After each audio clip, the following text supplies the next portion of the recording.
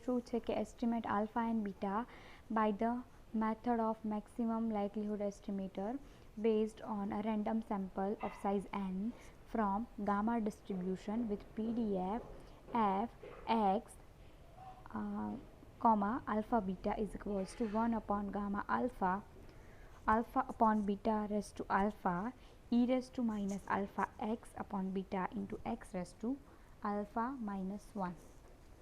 બરાબર. તો અહીંયા એક્સની રેન્જ છે એ 0 less than X less than alpha અને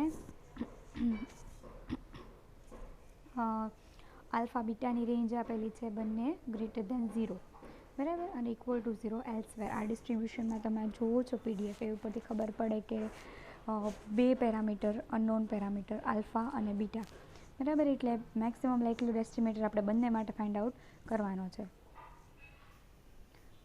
તો જાતે જ આ એક્ઝામ્પલને ગણીએ આપણે.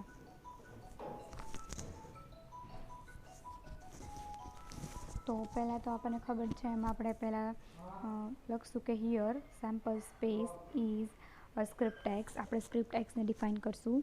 તો સ્ક્રિપ્ટ એક્સ જે છે એ લખીએ છીએ. શું કીધું છે? એક્સની રેન્જ શું છે આપણી? એક્સની range 0 less than X less than infinite હશે. Just a minute.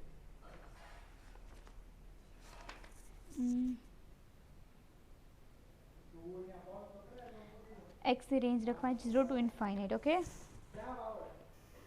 તો આપણે કેવી રીતે લખી શકાય? x1 x2 xn where 0 less than xi less than infinite. Okay.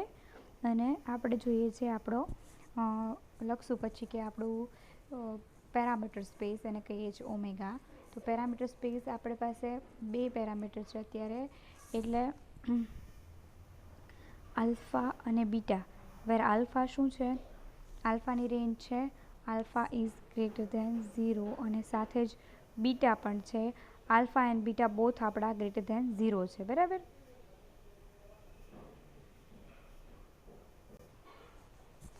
તો અહીંયા આપણા alpha beta both greater than 0 આવી રીતે પણ લખી શકાય કે alpha beta where alpha and beta both greater than 0. બરાબર.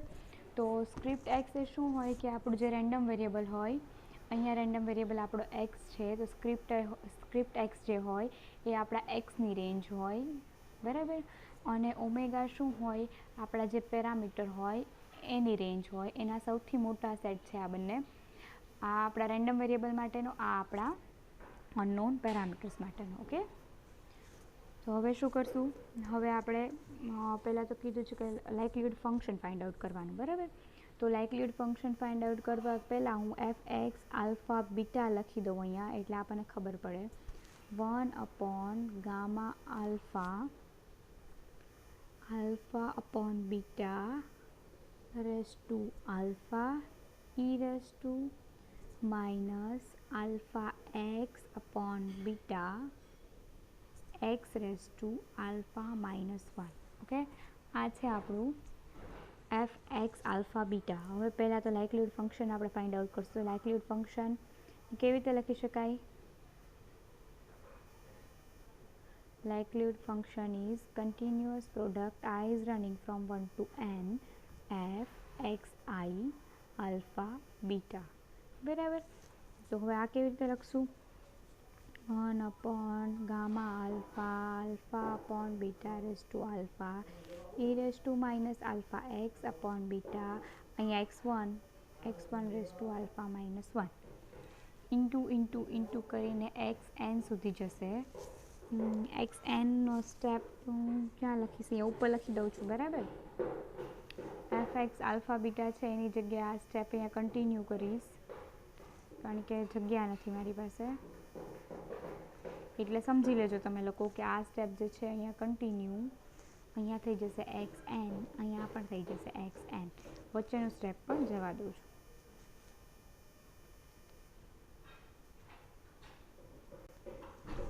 ઓકે. તો હવે અહીંયા હું લખું છું લાઇકલીહુડ ફંક્શન આપણું શું આવે? જો 1 upon alpha 1 upon alpha 1 upon alpha અરે અંડર રૂટ છે 1 gamma alpha 1 gamma alpha n times છે, તો એ તો gamma alpha raised to minus n થઈ જવાનું છે, બરાબર. હવે શું થશે, alpha upon beta raised to alpha it will be also n times, so alpha upon beta raised to n alpha, બરાબર.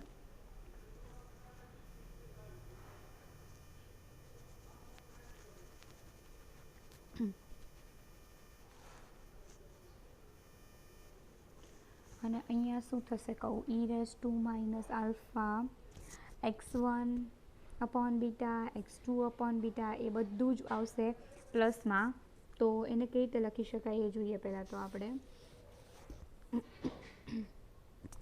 ઈ raised to minus alpha upon beta common નીકળે, આ જે છે ખાલી ઈ રેસ ટુ માટે જ કરું છું. તો અંદર શું વધે x1 plus x2 up to xn. તો એને શું લખીએ છીએ આપણે, e raised to minus alpha beta common કાઢીએ તો સિગ્મા એક્સ આઈ એટલે e raised to minus alpha upon beta N x bar, બરાબર. N x bar sigma x આઈની જગ્યાએ આપણે લખીએ છીએ. તો જે ઈ હતું એ ખાલી ઈ રેસ ટુનું, તો ઈ રેસ ટુનું કેલ્ક્યુલેશન મેં નીચે દેખાડી દીધું, તો એની જગ્યાએ હું લખીશ e raised to minus alpha by beta N x bar, બરાબર. એની જ સાથે શું છે, x1 raised to alpha minus 1 x2 raised to alpha minus 1. તો ઓબ્વિયસલી એ શું થઈ જશે, continuous product i is running from 1 to n xi raised to alpha minus 1.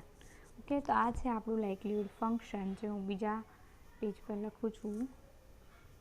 તો એલ આપણને શું મળ્યું, લાઇકલીહુડ ફંક્શન આપણું gamma alpha raised to minus n alpha upon beta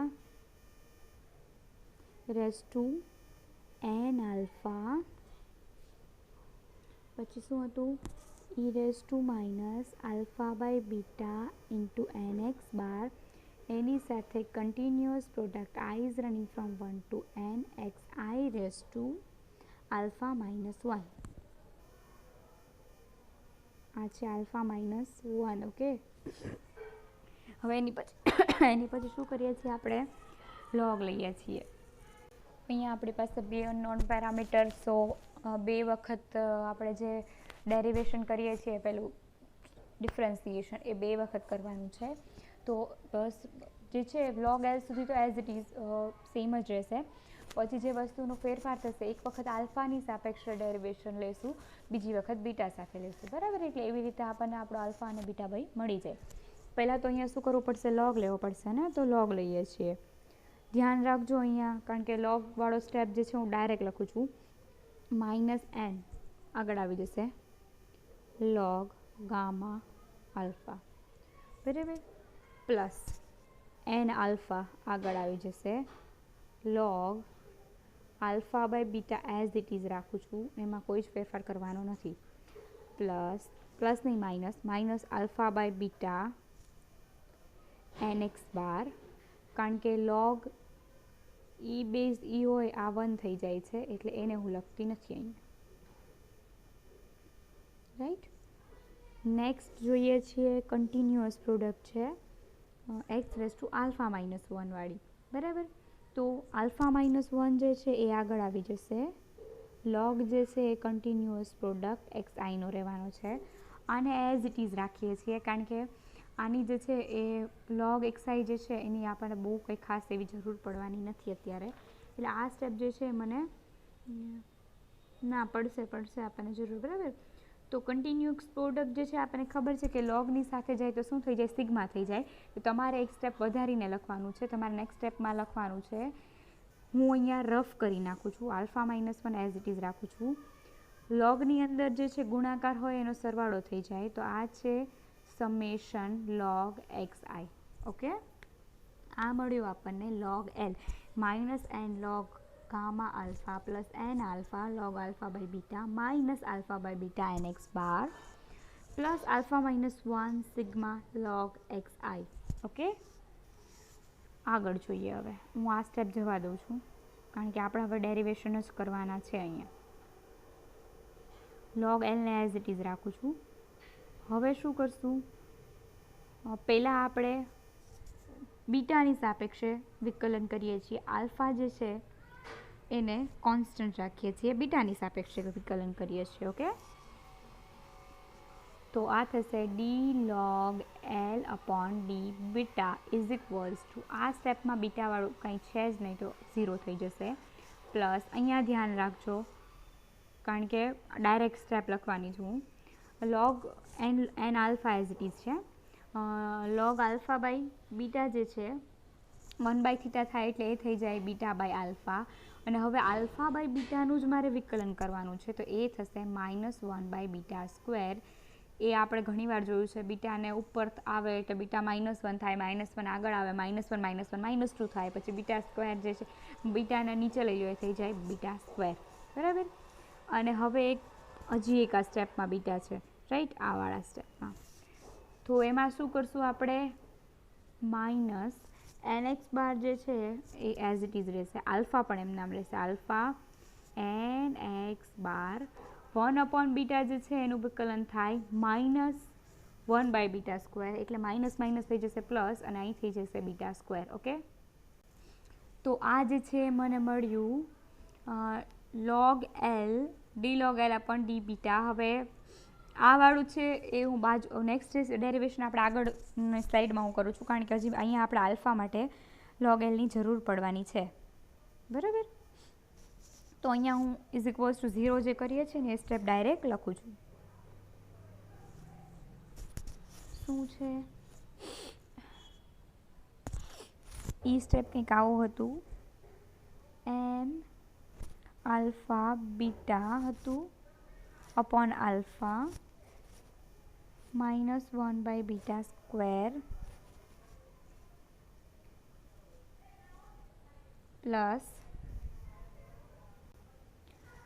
plus એની સાથે છે આપણે આલ્ફા બાય β² nx બાર. આની ઇઝ ઇક્વલ્સ ટુ આપણે 0 કરવાનું છે, એની ઉપરથી આપણને આપણો બીટા મળી જશે. બરાબર. હવે આમાંથી જે કંઈ પણ છે ઉડે છે ઉડાડી દઈએ, બીટા કટઆઉટ થશે ને અહીંયા. અરે અહીંયા લખવામાં મિસ્ટેક થઈ ગઈ છે મારથી, અહીંયા આલ્ફા છે, બીટા નથી, આલ્ફા છે. આલ્ફા એટલે આલ્ફા કટઆઉટ, β² અને બીટા કટઆઉટ, એટલે આમાંથી રહેશે એન આલ્ફા બીટા, કારણ કે અહીંયા જે છે આલ્ફા છે. જસ્ટ અ મિનિટ, આગળનું સ્ટેપ જોઈએ. આમાં શું હતું, એન આલ્ફા, આ વાળા પદનું વિકલન જોઈએ આપણે, જે બીજું છે એ. બરાબર. N alpha constant, log alpha upon બીટાનું વિકલન થાય બીટા બાય આલ્ફા, અને આલ્ફા બાય બીટાનું વિકલન થાય -આલ્ફા બાય β². અહીંયા 1 નો થાય કારણ કે આલ્ફા તો એની સાથે જ છે, સો અહીંયા મિસ્ટેક છે, આલ્ફા બાય β² છે આ. બરાબર. એ છે આલ્ફા બાય β², કારણ કે alpha log of alpha by beta છે, એટલે એનું વિકલન થશે -આલ્ફા બાય β². એટલે અહીંયા જે છે વસ્તુ એ આલ્ફા છે આપણી, આ છે આલ્ફા. ઓકે, તો એક આલ્ફા વયો જશે તો એક તો વધશે, એટલે એન આલ્ફા બીટા.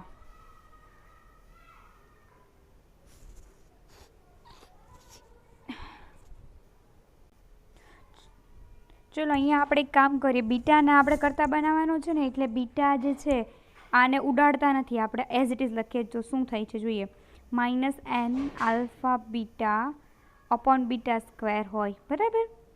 તો ઇક્વેશનની ઓલી બાજુ આ પદ જે છે આ બાજુ એટલે માઇનસ થઈ જાય, એટલે પછી માઇનસ કેન્સલ આઉટ થઈ જ જશે. ને આ છે -nx બાર અપોન β², β² કેન્સલ થઈ જાય, alpha cancel, n cancel, -β is equals to -x bar, so beta cap is equals to x bar. આ જે છે એ તમને મળે છે તમારો બીટા કેપ.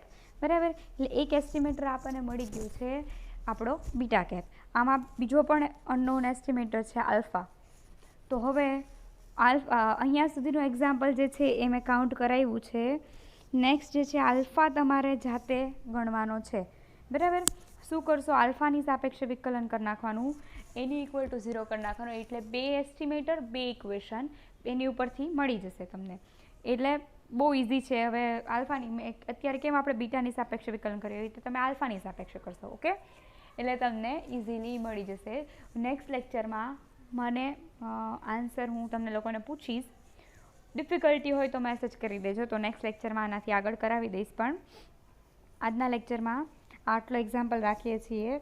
પાછળનું જે છે શો નથી કરતી, એટલા માટે નથી કરતી કે આલ્ફા તમારે જાતે જ ફાઇન્ડ આઉટ કરવાનો છે. ઓકે, અને હા, કાલથી તમારું જે છે પ્રેક્ટિકલ સેશન શરૂ થાય છે, તો સર એની ઇન્ફોર્મેશન આપી દેશે. તો કદાચ એવી કોઈ ડિફિકલ્ટી હોય તો કાલે તમે મને એવી રીતે પણ કહી શકો છો, તો નેક્સ્ટ લેક્ચરમાં આવી રીતે હું એ ડિફિકલ્ટી સોર્ટ આઉટ કરાવી દઈશ.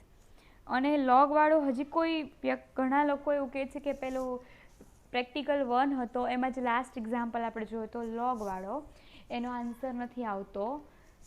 તો એક જ્યારે મેં ઓનલાઈન ક્લાસ લીધી હતી એમાં અમે લોકો ટ્રાય કર્યો તો એક્ઝામ્પલ, પણ ત્યારે તો બધા લોકોનો આન્સર ત્યારે પણ નહોતો આવતો.